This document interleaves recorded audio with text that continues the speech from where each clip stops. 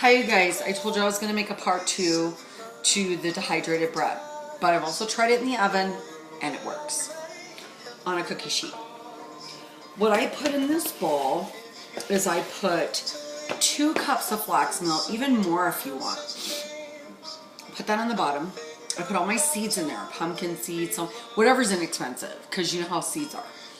I put flax seed, I put chai seed, I put hemp hearts, which are really expensive, and I put in hulled barley, all the ancient grains, which I'm sure you know what they are in the bins.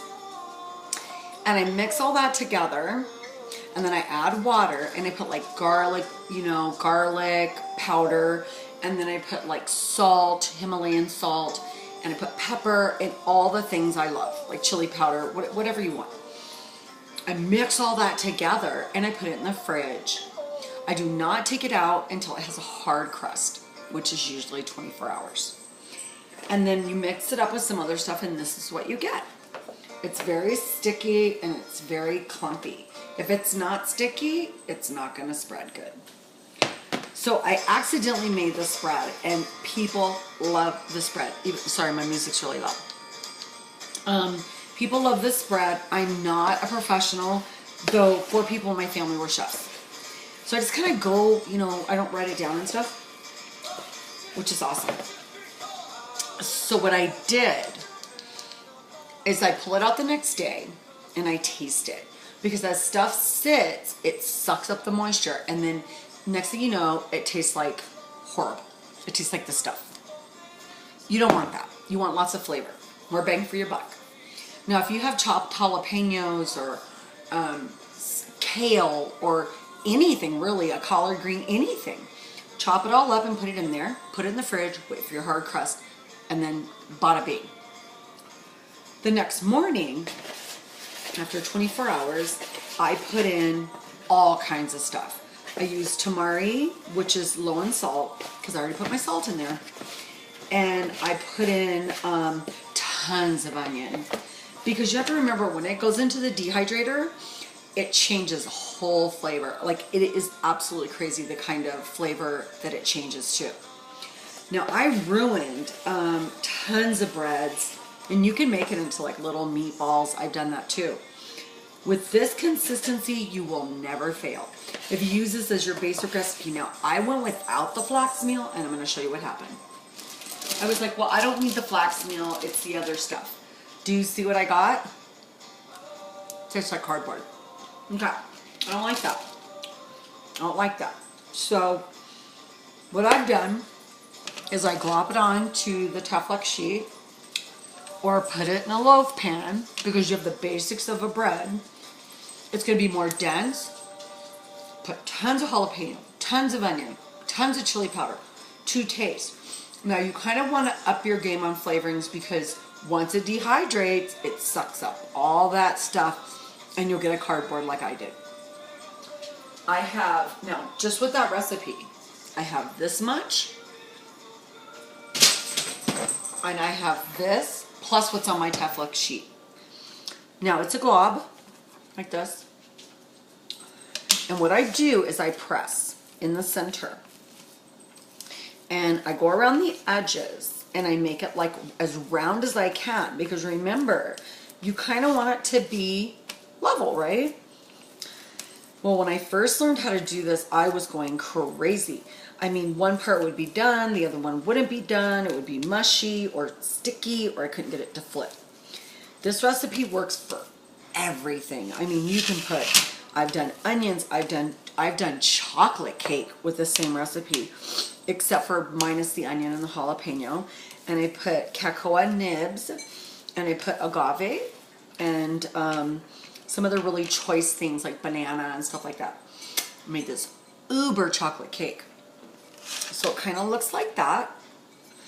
But I want it thinner, because one trick about the dehydrator that they don't tell you when you first get one is you better make sure that things are as level as you can get them.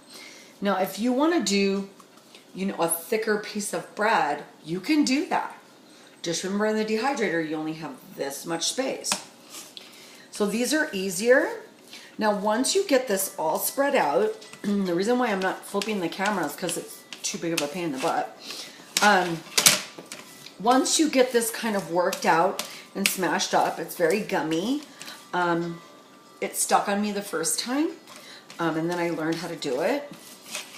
I basically keep pushing it out like a tortilla, and you can actually make tortillas with this. I have. And a lot of tamari, because I want it to have that little Asian flair. I say experiment, because the more you experiment. Now, if you make your onions smush when you go into the food processor, if you mush it, it's okay. It'll just blend better. I've had people say you have to leave it chunky. No, you don't. So that's all I'm doing. I'm looking at it this way, and I'm checking to see the thickness, because I don't want it to be like a bread on one side and on the other side like a cracker, pretty much. So I'm spreading and spreading and spreading. Now I'm going to show you the trick, because I learned this, and I swear if somebody would have told me this, I would have made more bread.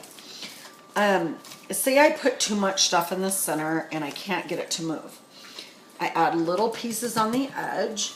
Once I get the thin and thickness that I want, I have it on the Teflex sheet, because you need that Teflex to distribute that air. Now I'll put them in overnight. When I wake up, they'll flip.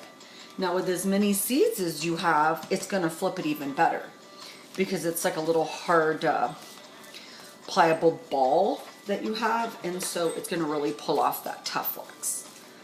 Now I don't have advertisers. I'm just a regular chick.